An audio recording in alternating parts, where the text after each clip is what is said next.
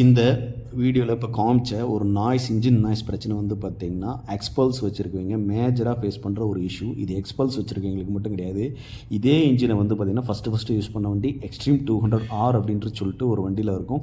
So அந்த வண்டியில் அதுக்கப்புறம் வந்து பார்த்திங்கன்னா வந்து எக்ஸ்பல்ஸு, அதுக்கப்புறம் எக்ஸ்ட்ரீம் 200S 200T இந்த மாதிரி 200cc வந்து பார்த்திங்கன்னா இந்த டைப் ஆஃப் இன்ஜின் யூஸ் பண்ண எல்லா வண்டியிலையும் இந்த நாய்ஸ் ப்ராப்ளம் வரும்.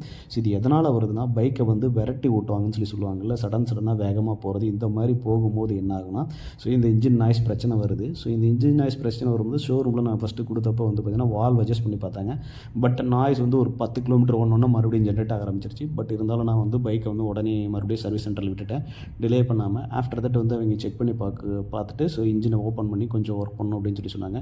After that valve, timing chain, அதுக்கப்புறம் டைமிங் செயின் பல்லு, இது மூணுத்தையும் மாற்றினாங்க. மூணுத்தையும் மாற்றினோன்னே என்னோடய வண்டி வந்து பார்த்திங்கன்னா அந்த நாய்ஸ் வந்து அரெஸ்ட் ஆகிடுச்சு. ஆஃப்டர் தட் அவங்க சொன்னது தான், விரட்டி ஓட்டாதீங்க, நீங்கள் வேகம் எவ்வளோ வேணுமாலும் போங்க, கிராஜுவலாக போக ஸ்பீடு வந்து மேக்ஸிமம் ஸ்பீட் கூட அச்சீவ் பண்ணுங்கள், பட் சடனாக முறுக்கிட்டு போகாதீங்க அப்படின்னு சொன்னாங்க. ஆஃப்டர் தட் நான் அவங்க சொன்ன மாதிரி வந்து பார்த்திங்கன்னா அந்த மெக்கானிக் ஒரு நல்ல கைட்லைன்ஸ் கொடுத்துருந்தாரு. அந்த மாதிரி நான் ஃபாலோ பண்ண பின்னாடி இந்த நாய்ஸ் வரது என்னோடய வண்டியில் கம்ப்ளீட்டாக நின்றுச்சு. பட் என்னோடய ஃப்ரெண்டோட வண்டியில் சேம் இதே நாய்ஸ் வந்துருந்துச்சு. அவர் வந்து பார்த்திங்கன்னா 200R வச்சுருந்தார். சேம் இதே எக்ஸ்பல்ஸ் மாதிரியே அது ஒரு இன்ஜின் தான் அதுலேயே இருக்கும். ஆனால் அவர் வந்து அந்த நாய்ஸ் அப்புறம் பார்த்துக்கலாம்னு சொல்லிட்டு வந்து பார்த்திங்கன்னா விட்டுட்டார். எனக்கு வந்து 3000 வேலையே இந்த பிரச்சனை வந்து முடிஞ்சிருச்சு. ஆனால் வந்து அவருக்கு வந்து பார்த்திங்கன்னா கிட்டத்தட்ட 26,500 பில் ஜென்ரேட் ஆச்சு. ஸோ வந்து இன்ஜின் மேலே கீழே எல்லாமே கம்ப்ளீட்டாக ஓப்பன் பண்ணி வேலை செய்கிற மாதிரி ஆகிடுச்சு. அந்த சின்ன நாய்ஸை வந்து அவர் அரெஸ்ட் பண்ணாமல் விட்டது வந்து பார்த்திங்கன்னா வண்டியோட இன்ஜின் ஃபுல்லாக வந்து எல்லா ஸ்பேர் பார்ட்ஸும் போய் ஃபுல்லாக வேலை செய்கிற மாதிரி வந்துருச்சு.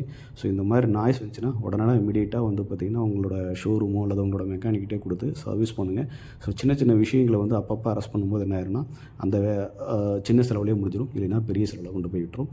ரொம்ப நன்றி. இந்த வீடியோ உங்களுக்கு பயனுள்ளதாக இருக்குன்னு நினைக்கிறேன். தேங்க்யூ.